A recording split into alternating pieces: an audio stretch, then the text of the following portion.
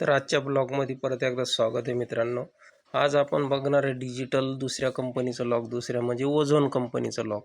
तर बघू शकता हे ओझोन कंपनीचं लॉक आलेलं आहे आपल्याकडे आणि हे फेस लॉक आहे, याला कॅमेरा वगैरे आहे. तर हे बॉक्सिंग अशा प्रकारे बॉक्स पॅकमध्ये येतं बघू शकता. त्याच्यानंतर आपण बॉक्स ओपन केल्याच्यानंतर त्याचे कागद वगैरे येतात. त्याच्यानंतर त्याला जे लागणारे आहेत हे स्क्रू किंवा त्याचे सिलेंडर, चाबी आणि त्याच्यानंतर त्याची याच्यामध्ये येतं आहे जे आतमधले जे रॉड वगैरे लागणारे ते येतात. त्याच्यानंतर इकडल्या बॉक्समध्ये बॉडी वगैरे येत आहे, जे आतमध्ये आपण लॉकसाठी बॉडी लागतो. आणि त्याच्यानंतर आपल्याला असे कार्ड भेटतात. त्याच्यानंतर ही एक्सरे असते आतमधली आणि त्याच्यानंतर ही अशा कलरमध्ये बॉडी येते. तर ही बॉडी कलरमध्ये येते. त्याच्यानंतर आपण बघणार आहे हे बॅक साईडचा हँडल आहे बघू शकता, याला डिस्प्ले वगैरे आहे इथं. आणि त्याच्यानंतर हे इथं असं हे बॅक साईडचा हँडल आहे, त्याच्यातून वायरिंग वगैरे असं येतं.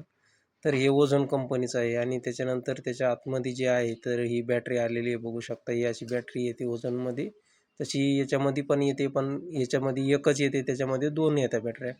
एक चार्जिंगला टाकू शकता तुम्ही आणि एक वापरू शकता. त्याच्यानंतर हे बघू शकता कॅमेरा कसा आलेला आहे याला.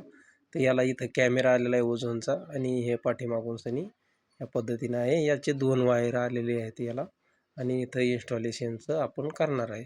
तर आपण याच्यात इन्स्टॉलेशन कसं करायचं, काय करायचं दाखवणार आहे. तर हा व्हिडिओ शेवटपर्यंत बघा. इथं बघा दिलेलं आहे, तुम्ही स्क्रूड्रायव्हरनं चेक करा म्हणून सनी.